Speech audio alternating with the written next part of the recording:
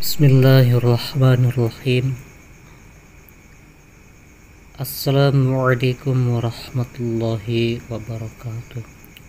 Pada kesempatan kali ini, alhamdulillah, kita akan mengkaji tentang biografi istri Rasulullah Shallallahu Alaihi Wasallam yang bernama Sayyidah Aisyah radhiyallahu anha,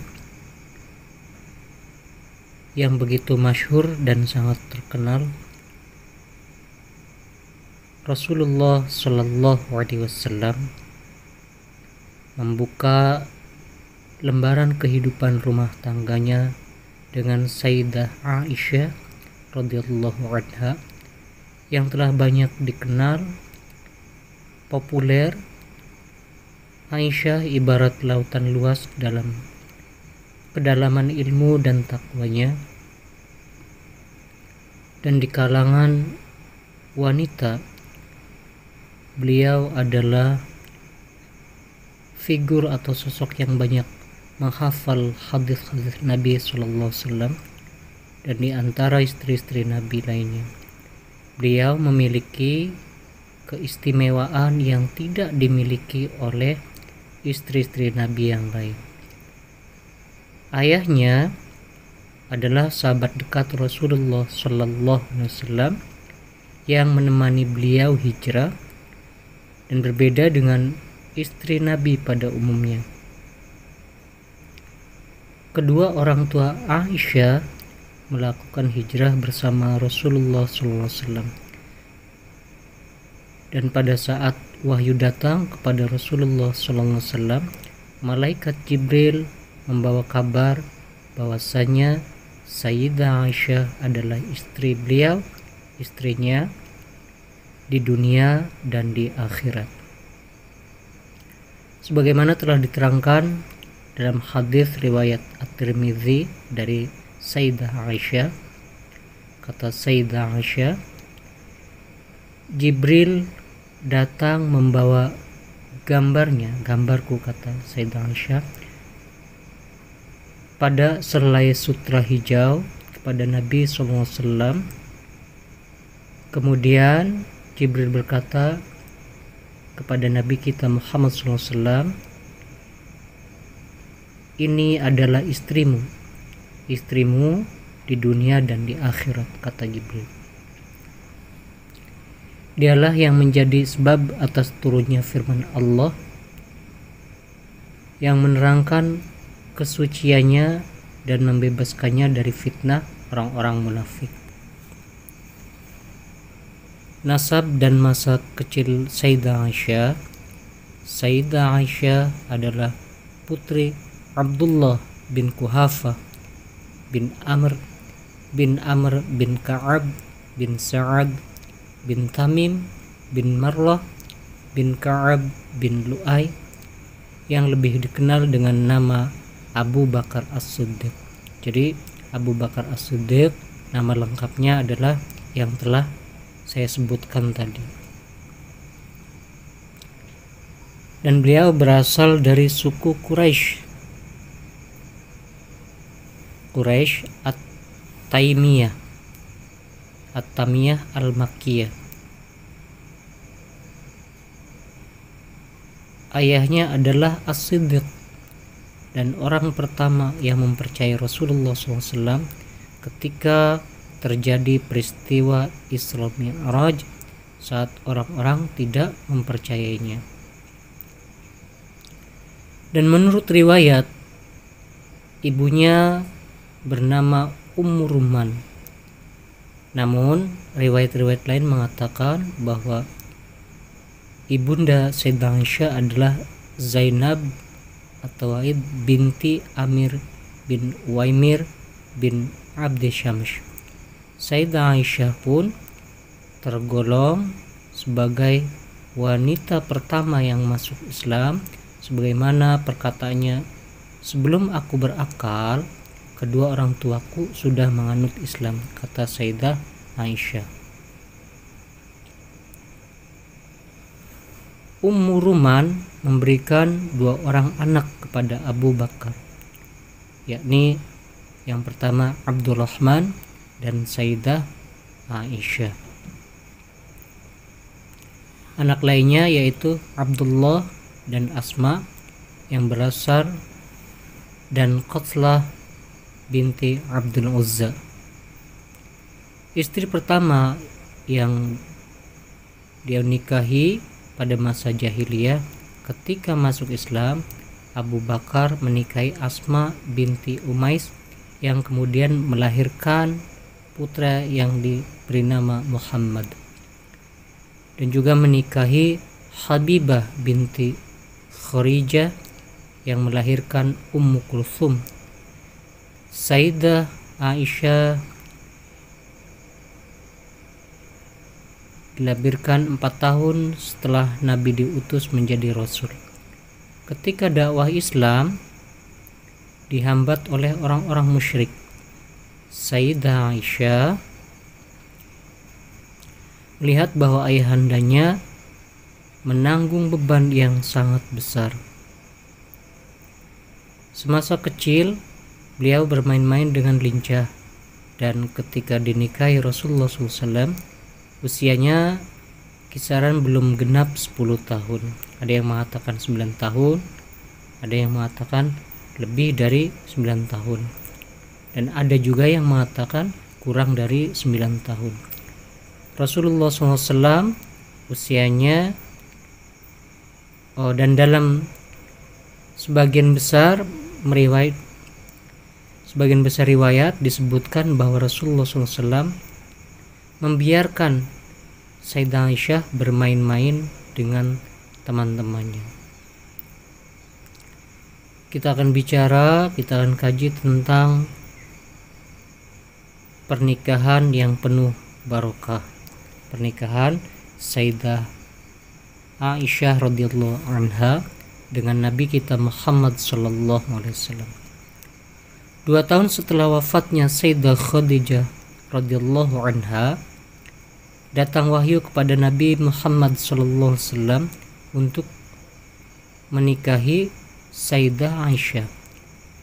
Setelah itu Rasulullah sallallahu alaihi wasallam berkata kepada Sayyidah Aisyah, "Aku melihatmu dalam tidurku. 3 malam berturut-turut malaikat mendatangiku dengan membawa gambarmu pada sehelai lembar sutra dan berkata, ini adalah istrimu. Ketika aku membuka tabirnya, tampak jelaslah wajahmu, wahai Aisyah," kata Nabi. Kemudian aku berkata kepadanya, "Jika ini benar dari Allah, pasti akan terlaksana." Mendengar kabar itu, Abu Bakar dan istrinya sangat senang.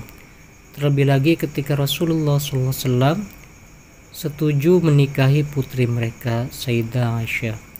Beliau mendatangi rumah mereka dan berlangsunglah pertunangan yang penuh berkah itu. Setelah pertunangan itu, Rasulullah SAW hijrah ke kota Madinah bersama para sahabat, sementara istri-istri beliau ditinggalkan di kota Mekah. Dan setelah beliau menetap di Madinah,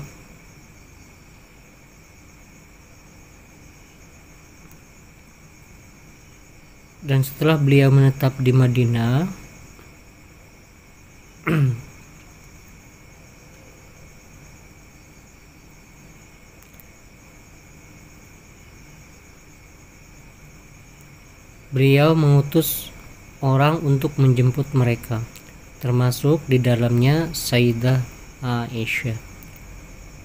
Karena cuaca yang buruk yang melanda kota Madinah, Sayyidah Aisyah sakit keras dan berat badannya menyusut seperti juga dialami orang-orang muhajirin.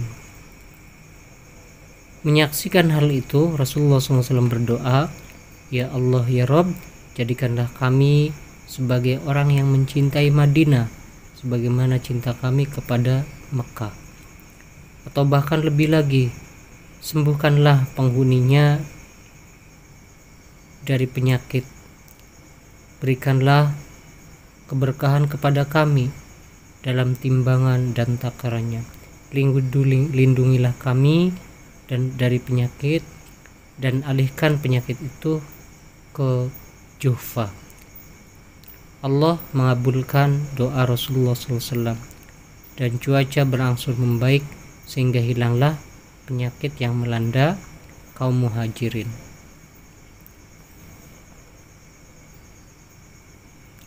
Sayyidah Aisyah pun sembuh dan bersiap-siap menghadapi hari pernikahan dengan Rasulullah SAW.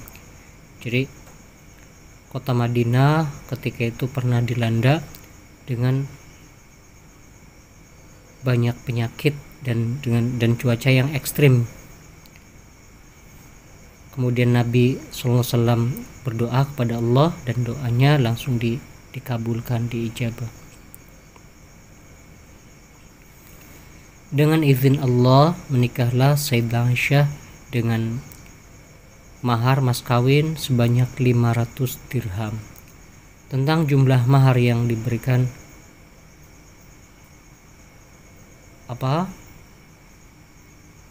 jadi dengan izin Allah menikahlah Sayyidah Aisyah dengan mas kawin atau mahar 500 dirham ketika ditanya oleh Abu Salamah bin Abdurrahman tentang jumlah mahar yang diberikan oleh Rasulullah SAW. Aisyah menjawab, mahar Rasulullah SAW kepada istri-istrinya adalah 12 uqayyah dan 1 nash. Tahukah kamu 1 nash itu berapa? Kata Sayyidah Aisyah. Dijawab, tidak. Kemudian lanjut Sayyidah Aisyah ketika itu, 1 nash itu sama dengan setengah uqayyah. Uqiyah ya, atau disebut juga dengan uqiyah, yaitu 500 dirham. Maka inilah mahar Rasulullah SAW terhadap istri beliau. Hadis yang diriwayatkan Imam Muslim. Istri kecintaan Rasulullah SAW, Sayyidah Aisyah tinggal di kamar yang berdampingan dengan Masjid Nabawi, dan di kamar itulah wahyu banyak turun, sering turun wahyu di kamar Sayyidah Aisyah, sehingga kamar itu disebut juga sebagai tempat turunnya wahyu. Di hati Rasulullah SAW kedudukan Sayyidah Aisyah sangat istimewa, dan itu tidak dialami oleh istri-istri beliau yang lain.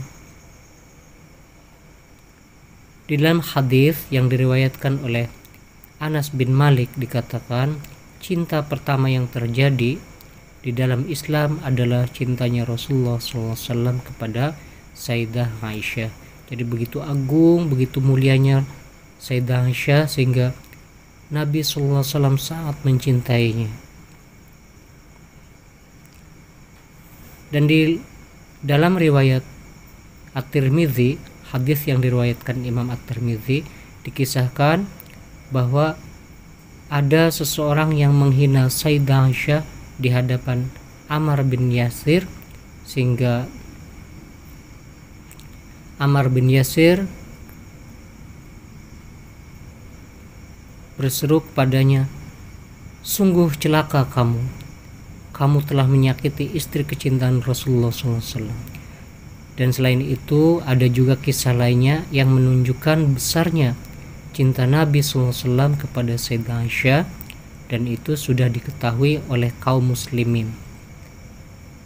Oleh karena itu kaum muslimin senantiasa menanti-nanti datangnya hari giliran Rasulullah SAW pada Sayyidah Aisyah sebagai hari untuk menghadiahkan sesuatu kepada Nabi SAW. Keadaan seperti itu menimbulkan kecemburuan di kalangan istri-istri beliau lainnya. Tentang hal itu Sayyidah Aisyah pernah berkata, orang-orang berbondong-bondong memberi hadiah pada hari giliran Rasulullah SAW kepadaku, kata Sayyidah Aisyah. Karena itu teman-temanku, istri-istri Nabi yang lainnya berkumpul di tempat Ummu Salamah. Mereka berkata, Wahai Ummu Salamah, demi Allah,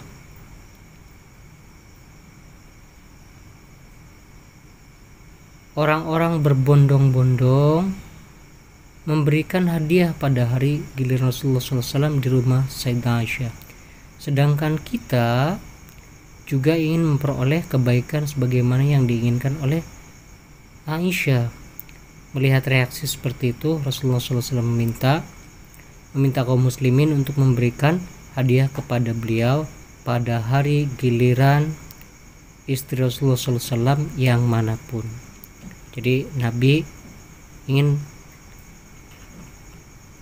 memberikan keadilan kepada istri-istri beliau.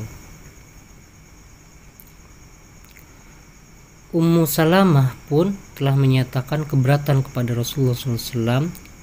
Dia berkata, Rasulullah SAW berpaling dariku ketika beliau mendatangi aku, kata Ummu Salamah.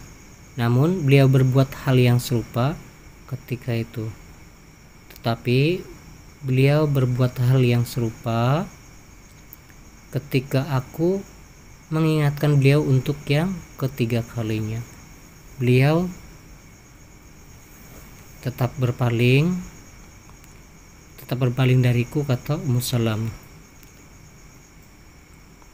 Sehingga akhirnya beliau bersabda, demi Allah, wahyu tidak pernah turun kepadaku selama aku berada di dekat kalian, kata Nabi, kecuali ketika aku dalam satu selimut dengan Aisyah. Hadis riwayat Imam Muslim. Sekalipun perasaan cemburu istri Rasulullah SAW terhadap Sayyidah Aisyah sangat besar, namun mereka tetap menghargai kedudukan Sayyidah Aisyah yang sangat mulia dan sangat terhormat. Bahkan ketika Sayyidah Aisyah wafat, Ummu Salamah berkata, demi Allah, dia adalah manusia yang paling beliau cintai setelah ayahnya, maksudnya Abu Bakar.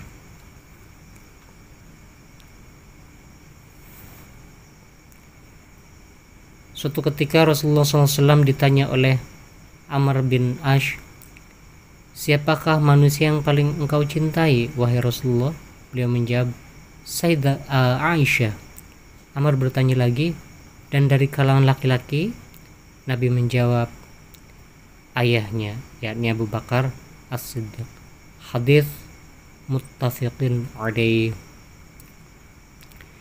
Di antara istri Rasulullah SAW setelah Sayyidah Saudah binti Zam'ah sangat memahami keutamaan Sayyidah Aisyah, sehingga dia melakukan atau merelakan seluruh malam bagiannya untuk Sayyidah Aisyah. Suatu hari Sayyidah Sofiyah bin Huyai meminta kerelaan Rasulullah SAW melalui Sayyidah Aisyah, yaitu sebagaimana diriwayatkan oleh Ibnu Majah dari Sayyidah Aisyah.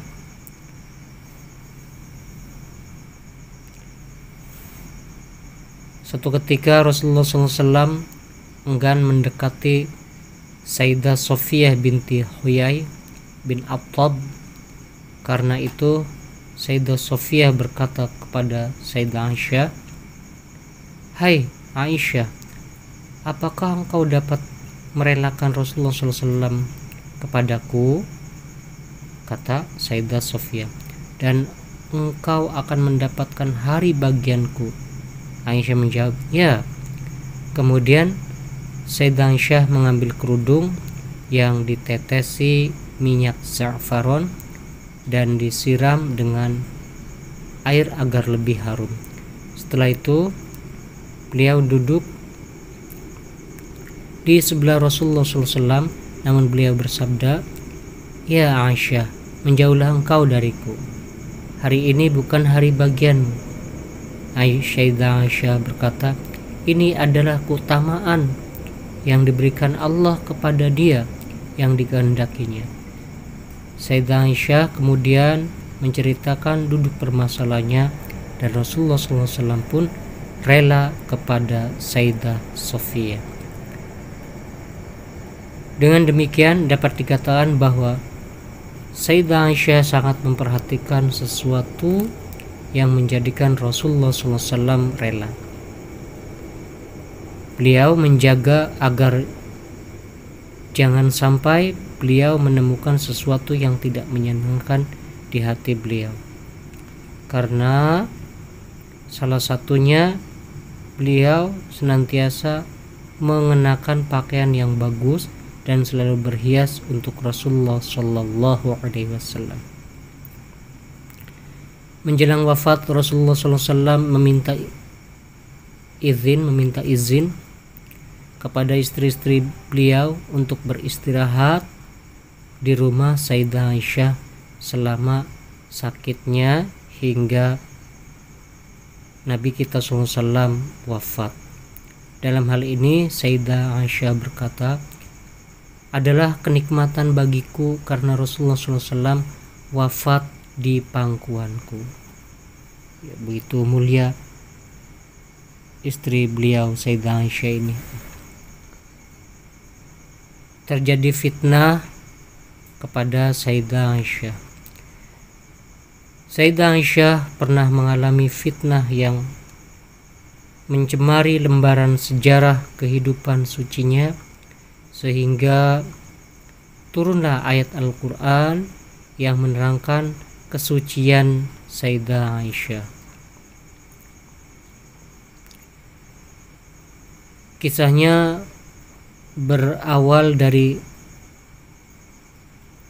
peristiwa seperti biasanya. Sebelum berangkat perang, Rasulullah SAW senantiasa mengundi nama-nama istrinya yang akan menyertainya berperang. Ternyata undian jatuh kepada Sayyidah Aisyah, sehingga Sayyidah Aisyah yang menyertai beliau dalam perang Bani Mustaliq. Jadi peperangan zaman Nabi itu banyak sekali, ada perang Khaybar, perang Badar, perang Tabuk, perang Khandaq dan sebagainya. Dan saat itu terjadi fitnah ketika di masa perang Bani Mustaliq. Ya. Saat itu bertepatan dengan turunnya perintah memakai jilbab, mengenakan jilbab ya, perintah hijab ya. Setelah perang selesai dan kaum muslimin meraih kemenangan, Rasulullah SAW kembali ke Madinah. Ketika tentara Islam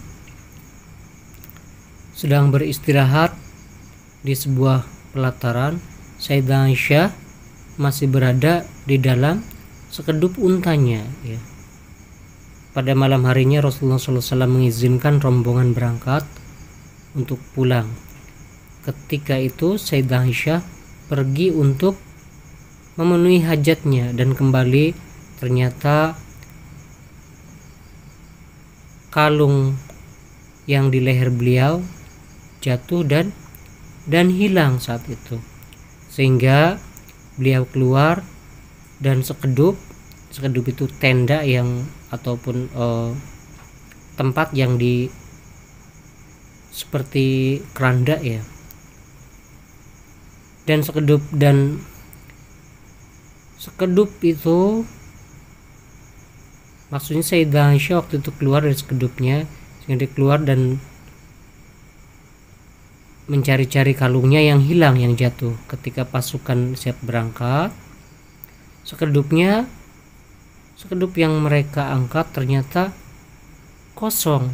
Mereka mengira Sayyidah Aisyah berada di dalam sekedup ya. Setelah kalungnya ditemukan, jadi Sayyidah Aisyah waktu itu ketinggalan ya.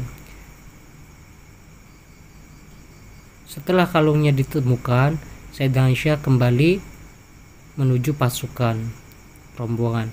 Namun alangkah kagetnya karena tidak ada seorang pun yang beliau temukan. Sayyidah Aisyah tidak meninggalkan tempat itu dan mengira bahwa penuntun unta akan tahu bahwa dirinya tidak berada di dalamnya atau dalam sekeduk. Sehingga mereka pun kembali di tempat semula. Ketika Sayyidah Aisyah tertidur, lewatlah Sofwan bin Mu'tal yang terheran-heran melihat Sayyidah Aisyah sedang tidur. Dia pun mempersilahkan Sayyidah Aisyah untuk menunggangi untanya, dan dia menuntun di depannya. Berawal dari kejadian itu. Jadi Sofwan bin Mu'tal ini mengantar Sayyidah Aisyah dengan untanya ya sampai tempat tujuan. Nah, berawal dari kejadian itulah fitnah tersebar yang disulut oleh Abdullah bin Ubay. Ya. Abdullah bin Ubay ini adalah musuh Islam ya. Abdullah bin Ubay bin Salul. Ketika tuduhan itu sampai ke telinga Rasulullah SAW, maka beliau mengumpulkan para sahabat dan meminta pendapat mereka. Artinya pendapat tentang kasus yang terjadi atau yang menimpa Sayyidah Aisyah.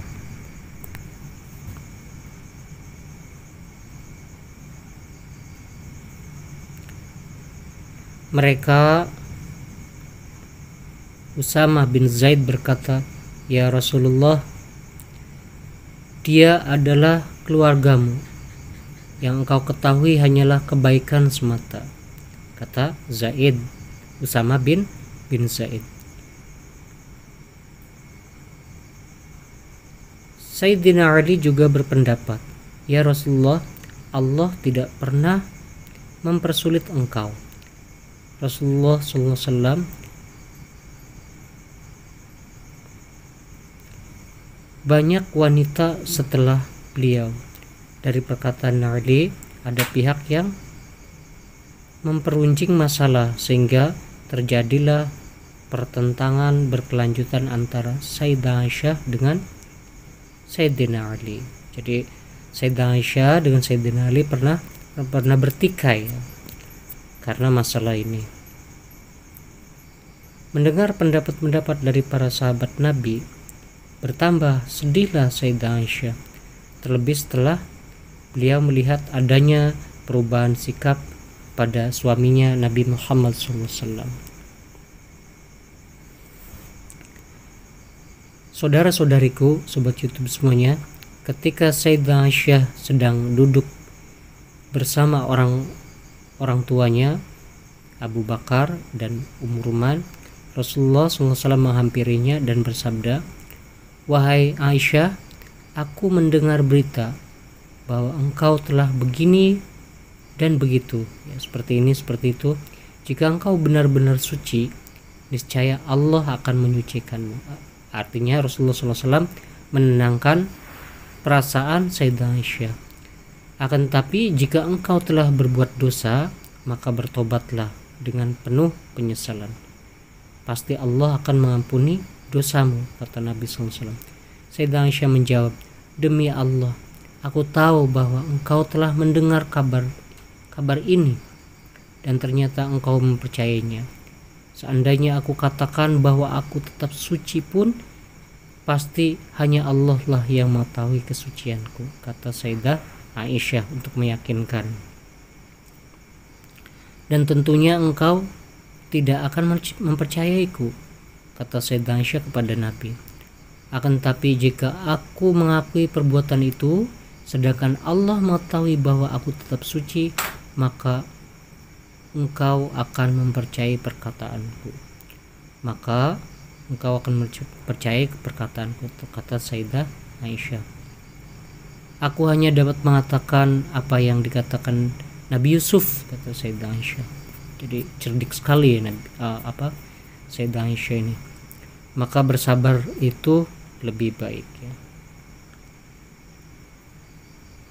Dan Allah pula yang akan menolong atas apa yang engkau gambarkan. Sayyidah Aisyah sangat mengharapkan Allah Subhanahu wa taala menurunkan wahyu yang terkait dengan masalahnya.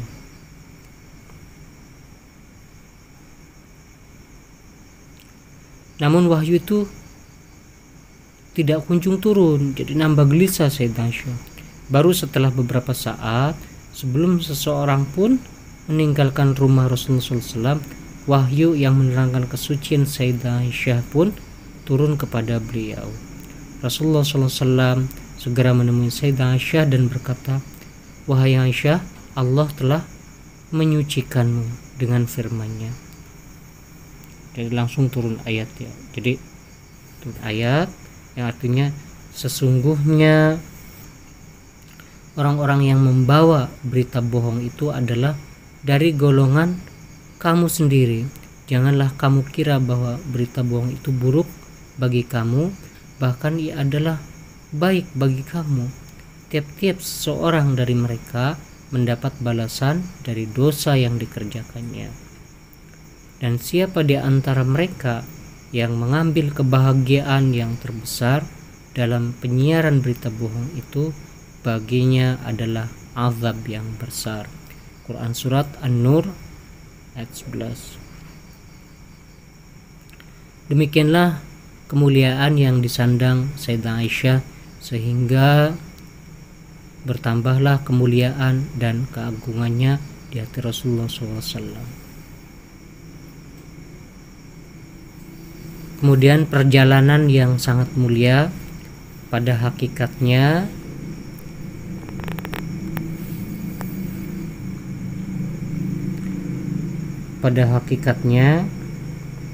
setiap manusia memiliki kelemahan dan kekurangan. Begitu juga halnya dengan Sayyidah Aisyah yang selain memiliki kehormatan dan martabat juga memiliki kekurangan. Dan dalam hal ini beliau pernah berkata, "Aku tidak pernah melihat pembuat makanan seperti Sofia. Dia selalu menghadiahi makanan kepada Rasulullah SAW. Tanpa sadar, aku pernah memecahkan tempat makanan yang dibawa Sayyidah Sofia. Aku bertanya kepada Rasulullah SAW, apa yang dapat dijadikan sebagai tempat yang pecah itu? Rasulullah SAW menjawab, tempat diganti dengan tempat dan makanan diganti dengan makanan." Hadis riwayat Al-Imam Al-Bukhari. Sayyidah Aisyah pernah berkata, Hallah binti Khalid, saudari perempuan Sayyidah Khadijah, meminta izin kepada Rasulullah SAW. Ketika itu Rasulullah SAW merasa bahwa cara Hallah meminta izin sama dengan cara Sayyidah Khadijah meminta izin, dan beliau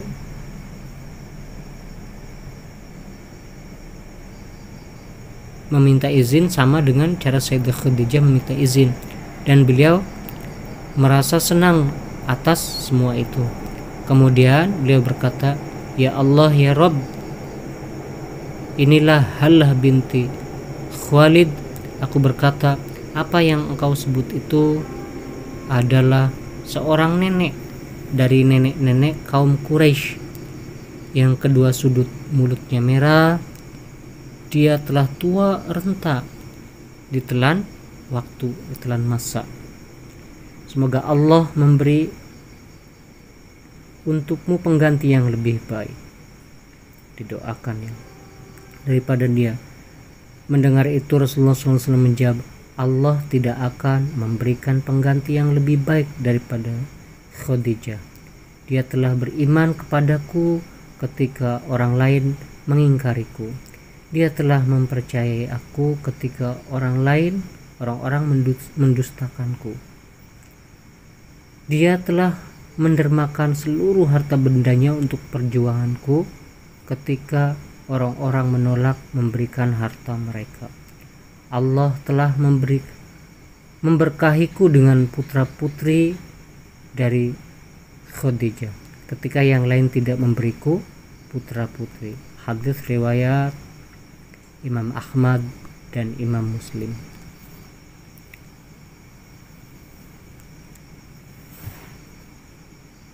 Ada beberapa pendirian yang tegas dan pemecahan atau solusi problema hukum yang penting, baik khusus yang terkait dengan wanita maupun secara umum, yang berkaitan dengan kehidupan kaum muslimin secara umum. Diriwayatkan bahwa pada zaman dahulu seorang laki-laki dapat menceraikan istrinya dengan sekendak hati. Wanita itu akan kembali menjadi istrinya jika suaminya membujuk kembali dalam keadaan iddah, sekalipun dia telah menceraikannya 100 kali. Bahkan suami itu berkata kepada istrinya, "Demi Allah, aku akan menceraikanmu sehingga engkau menjadi jelas, dan aku tidak akan memberimu nafkah selamanya." Istrinya menemui Sayyidah Aisyah mengadu dan menceritakan. Dia menjawab, aku menceraikanmu jika iddahmu hampir berakhir, dan jika engkau telah suci kembali, aku akan merujukmu kembali. Istrinya menemui Sayyidah Aisyah dan menceritakan permasalahan yang dihadapinya. Sayyidah Aisyah terdiam hingga Rasulullah SAW datang. Sayyidah Aisyah terdiam hingga Rasulullah SAW datang. Beliau pun diam, tidak dapat menyelesaikan masalah tersebut hingga turunlah ayat. Jadi artinya Nabi tidak langsung memberikan jawaban sebelum wahyu turun. Jadi Nabi SAW memberikan sesuatu atau menjelaskan sesuatu berdasarkan ayat. Talak yang dapat dirujuk hanya 2 kali. Setelah itu boleh rujuk lagi dengan cara yang ma'ruf atau menceraikannya dengan cara yang ma'ruf, yang baik pula. Al-Baqarah ayat 229. Dan dalam penetapan hukum pun Sayyidah Aisyah seringkali langsung menemui wanita-wanita yang melanggar syariat Islam. Suatu ketika beliau mendengar bahwa kaum wanita dari Hamash di Syam mandi di tempat pemandian umum. Sayyidah Aisyah mendatangi mereka dan berkata, "Aku mendengar Rasulullah SAW bersabda, perempuan yang menanggalkan pakaiannya di rumah selain rumah suaminya, maka dia telah membuka tabir penutup antara dia dengan Tuhannya." Hadis riwayat Imam Ahmad, Abu Daud, dan Ibnu Majah. Sayyidah Aisyah pun pernah menyaksikan adanya perubahan pada pakaian yang dikenakan wanita-wanita Islam setelah Rasulullah SAW wafat. Sayyidah Aisyah menentang perubahan tersebut sambil berkata, seandainya Rasulullah SAW melihat apa yang terjadi pada kalian pada wanita masa kini, pasti beliau akan melarang mereka memasuki masjid sebagaimana wanita Israel dilarang memasuki tempat ibadah mereka. Dan di dalam Tabaqat, Ibnu Sa'ad mengatakan bahwa Hafsah binti Abdurrahman menemui Ummul Mukminin Sayyidah Aisyah. Ketika itu Hafsah mengenakan kerudung tipis. Secepat kilat Sayyidah Aisyah menarik kerudung tersebut dan menggantinya dengan kerudung yang lebih tebal. Hadis-hadis yang diriwayatkan Sayyidah Aisyah memiliki wawasan ilmu yang luas serta menguasai masalah-masalah keagamaan, baik yang dikaji dari Al-Quran, hadis-hadis Nabi, maupun ilmu fikih tentang masalah ilmu-ilmu yang dimiliki Sayyidah Aisyah ini. Di dalam Al-Mustadrak, Al-Hakim mengatakan bahwa sepertiga dari hukum-hukum syariat dinukil dari Sayyidah Aisyah. Abu Musa al-Asy'ari berkata, setiap kali kami menemukan kesulitan, kami temukan solusinya, kemudahannya, jawabannya dari Sayyidah Aisyah. Para sahabat sering meminta pendapat jika menemukan masalah yang tidak dapat mereka selesaikan sendiri. Sayyidah Aisyah pun sering mengoreksi ayat, hadis, dan hukum-hukum yang keliru diberlakukan untuk kemudian dijelaskan kembali maksud yang sebenarnya. Dan salah satu hukum yang keliru diberlakukan untuk kemudian dijelaskannya kembali pada maksud yang sebenarnya. Salah satu contoh adalah perkataan yang diungkapkan oleh Abu Hurairah. Ketika itu Abu Hurairah merujuk hadis yang diriwayatkan oleh Fadli ibnu Abbas bahwa barang siapa yang masih dalam keadaan junub pada terbit matahari, maka dia dilarang berpuasa. Ketika Abu Hurairah bertanya kepada Sayyidah Aisyah, Sayyidah Aisyah menjawab, Rasulullah SAW pernah dalam keadaan junub pada waktu fajar, bukan karena mimpi. Kemudian beliau meneruskan puasanya. Setelah mengetahui hal itu, kemudian Abu Hurairah berkata, beliau lebih mengetahui tentang hadis-hadis Nabi. Kamar Sayyidah Aisyah lebih banyak berfungsi sebagai madrasah atau sekolah yang murid-muridnya berdatangan dari segala penjuru untuk menuntut ilmu kepada Sayyidah Aisyah. Bagi murid-murid yang bukan mahramnya, Sayyidah Aisyah senantiasa membentangkan hijab atau memberikan penghalang di antara mereka. Sayyidah Aisyah tidak pernah mempermudah hukum kecuali jika sudah jelas dalilnya, baik dari hadis maupun baik dari Al-Quran maupun hadis Nabi SAW. Sayyidah Aisyah adalah wanita yang paling dekat dengan Rasulullah SAW, sehingga banyak menyaksikan turunnya wahyu kepada beliau. Sebagaimana perkataan beliau, aku pernah melihat wahyu turun kepada Rasulullah SAW pada suatu hari yang sangat dingin sehingga beliau tidak sadarkan diri, sementara keringat bercucuran dari dahi beliau sallallahu alaihi wasallam. Hadis riwayat Imam Al-Bukhari. Sayyidah Aisyah pun memiliki kesempatan untuk bertanya langsung kepada Rasulullah SAW jika menemukan sesuatu yang belum beliau fahami tentang suatu ayat. Dan dengan demikian dapat dikatakan bahwa beliau memperoleh ilmu langsung dari Nabi SAW, sebagaimana ungkapannya, aku bertanya kepada Rasulullah SAW tentang ayat, dan orang-orang yang memberikan apa yang telah mereka berikan dengan hati yang takut. Quran surat Al-Mu'minun ayat 60. Apakah yang dimaksud dengan ayat di atas adalah para peminum khamar dan pencuri? Beliau menjawab, bukan, putri As-Siddiq, kata Nabi.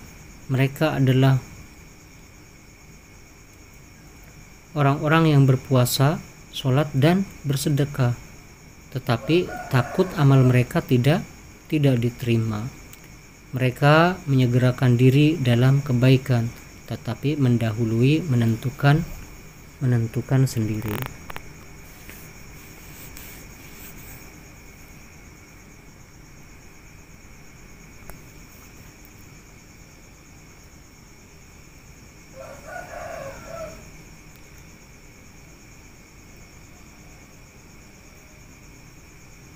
Mereka adalah orang-orang yang berpuasa, sholat, dan bersedekah, tetapi takut amal mereka tidak diterima. Mereka menyegarkan diri dalam kebaikan, tetapi mereka mendahului atau menentukan sendiri kebaikan tersebut. Hadis riwayat Ibnu Majah dan At-Tirmizi.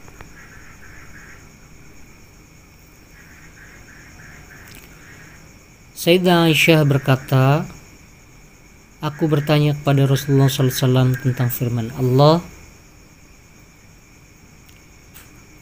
yauma tabdalul ardu ghairul ardu was samawati, di manakah manusia berada wahai Rasulullah? Rasulullah SAW dia menjawab, manusia berada di atas sirat.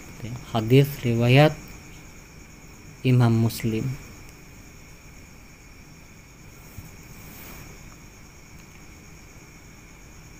Sayyidah Aisyah termasuk wanita yang banyak menghafal hadis Nabi SAW, sehingga para ahli hadis atau muhaddisun menempatkan beliau pada urutan kelima dari para penghafal hadis setelah Abu Hurairah, Ibnu Umar atau Abdullah bin Umar, Anas bin Malik, dan Ibnu Abbas. Sayyidah Aisyah memiliki keistimewaan yang tidak dimiliki oleh siapapun, yaitu meriwayatkan hadis yang langsung beliau peroleh dari Rasulullah SAW dan menghafalkannya di dalam rumah.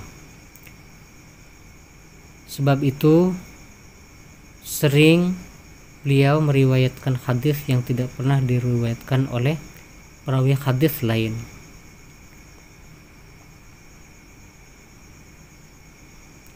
Para sahabat penghafal hadis sering mengunjungi rumah Sayyidah Aisyah untuk berlangsung memperoleh hadis-hadis Rasulullah SAW karena kualitas atau kevalidan kebenarannya sangat terjamin. Jika berselisih pendapat tentang suatu masalah, tidak segan-segan mereka minta penyelesaiannya dari Sayyidah Aisyah radhiyallahu anha.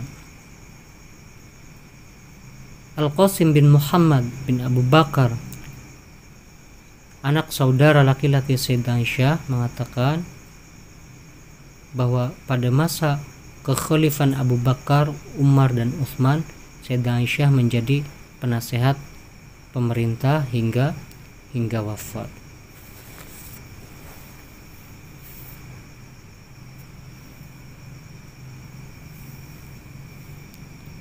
Sayyidah Aisyah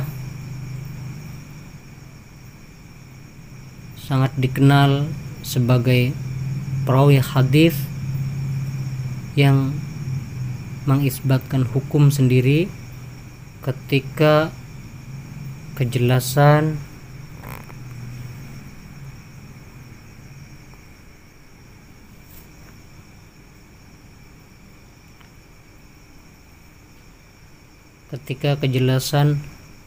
hukumnya tidak ditemukan dalam Al-Quran dan hadis lain. Dan dalam hal ini Abu Salamah berkata, aku tidak pernah melihat seseorang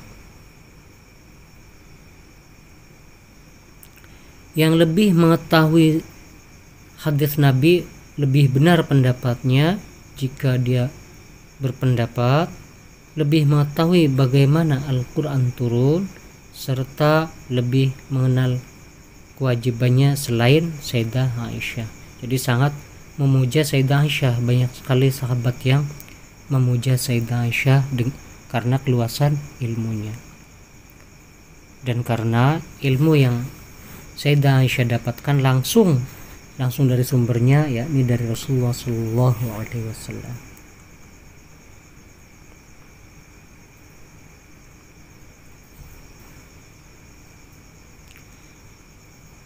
Suatu ketika Sa'ad bin Hisham menemui Sayyidah Aisyah dan berkata, "Aku ingin bertanya tentang bagaimana pendapatmu jika aku tetap membujang selamanya," kata Sa'ad. Sayyidah Aisyah menjawab, "Janganlah kau lakukan hal itu, karena aku mendengar Rasulullah SAW bersabda tentang firman Allah, telah kami utus Rasul-Rasul sebelummu dan kami telah ciptakan bagi mereka istri-istri dan keturunan. Oleh karena itu janganlah kamu membujang." Urwah bin Zubair, salah seorang murid Sayyidah Aisyah, sangat mengagumi keluar biasaan penguasaan ilmu Sayyidah Aisyah. Dia berkata, "Aku berpikir tentang urusanmu. Sungguh aku mengagumimu. Menurutku engkau adalah manusia yang paling banyak mengetahui sesuatu." Sayyidah Aisyah berkata, "Apa yang menyebabkanmu berpendapat seperti itu?" Dia menjawab, "Engkau adalah istri Nabi Shallallahu Alaihi Wasallam dan putri Sayyidina Abu Bakar. Engkau mengetahui hari-hari, nasab dan syair orang-orang Arab." Dia berkata, "Apa yang menyebabkan engkau dan ayahmu menjadi orang yang paling pandai daripada seluruh orang-orang Quraisy? Aku sangat mengagumi kepandaianmu tentang ilmu hadis. Dari manakah engkau mendapatkan ilmu itu?" Sayyidah Aisyah menjawab, "Wahai Urwah,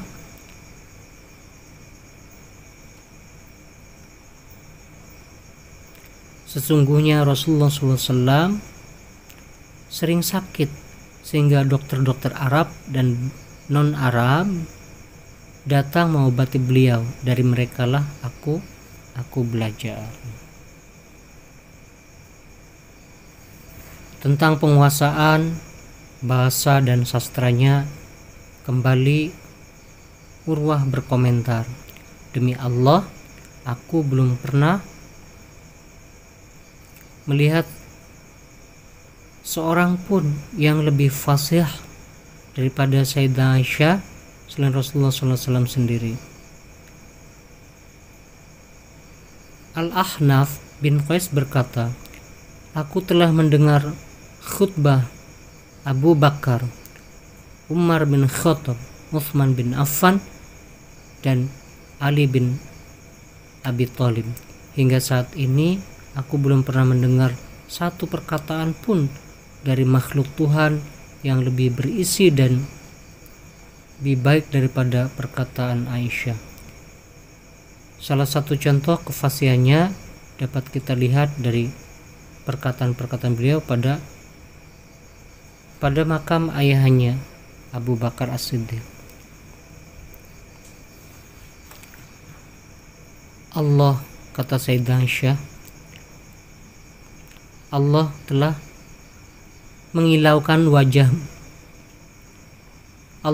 mengilaukan wajahmu dan bersyukur atas kebaikan yang telah engkau perbuat."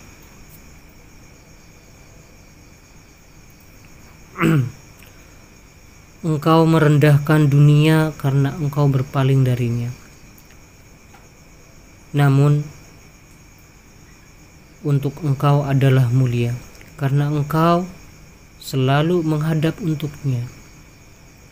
Jika peristiwa terbesar setelah Rasulullah SAW wafat dan musibah terbesar adalah kematianmu, kitab Allah menghibur dengan kesabaran dan menggantikan yang lebih baik selainmu.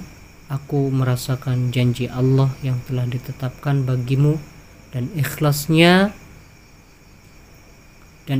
atas kepergianmu.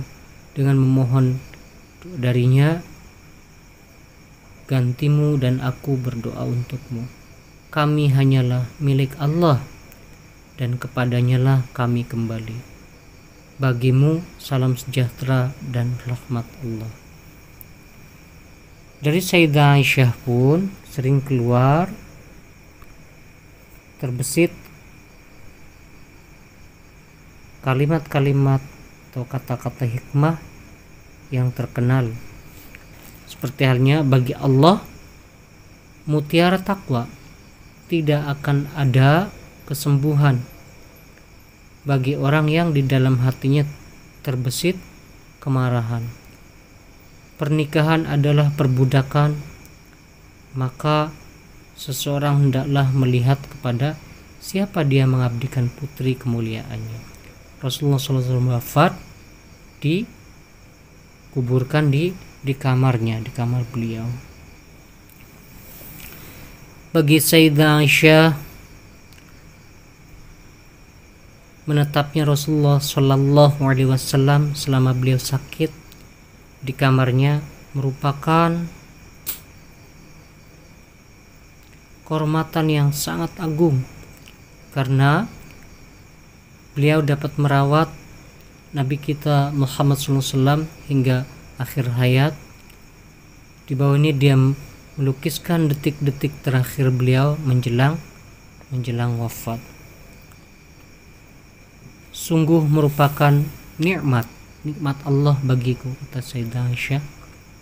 Rasulullah SAW wafat di rumahku pada hari dan dalam dekapanku, kata Sayyidah Aisyah.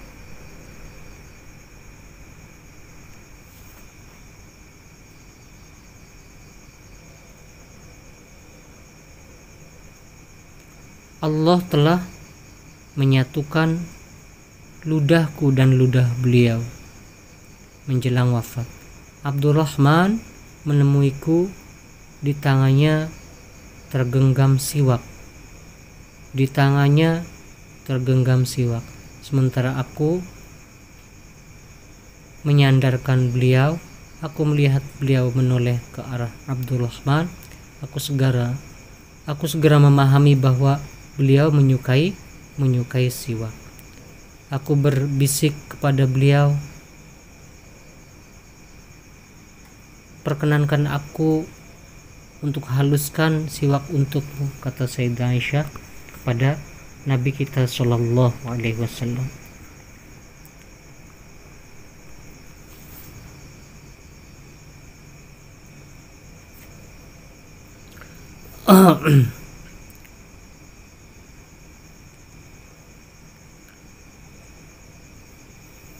Beliau memberi isyarat, maksudnya Nabi kita Muhammad SAW memberi isyarat dengan kepala, sepertinya mengisyaratkan beliau bersedia.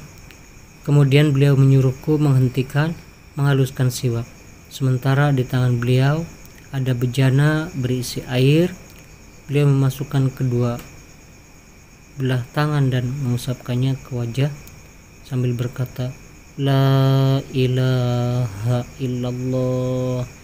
Setiap kematian mengalami sakarat, ya. Beliau mengangkat tangannya pada Allah yang maha tinggi. Beliau menggenggam tangan dan perlahan-lahan tangan beliau jatuh ke bawah. Hadis riwayat muttafaq alaih.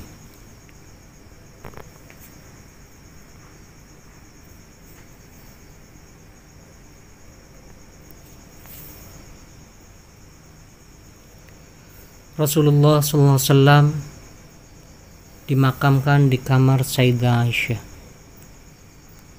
tepat di tempat beliau wafat.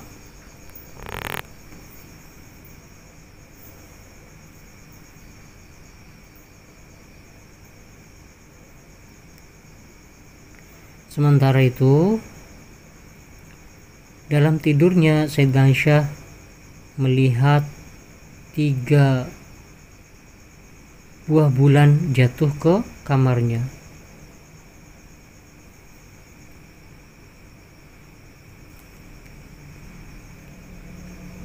Tiga buah bulan jatuh ke kamarnya. Ketika beliau memberitahukan hal itu kepada ayahandanya, Abu Bakar berkata, jika yang engkau lihat itu benar, maka di rumahmu akan dimakamkan 3 orang yang paling mulia di muka bumi ini. Ketika Rasulullah SAW wafat, Abu Bakar berkata, beliau adalah orang yang paling mulia di antara ketiga bulan itu, maksudnya 3 bulan yang salah satu bulan yang dimimpikan oleh Sayyidah Aisyah.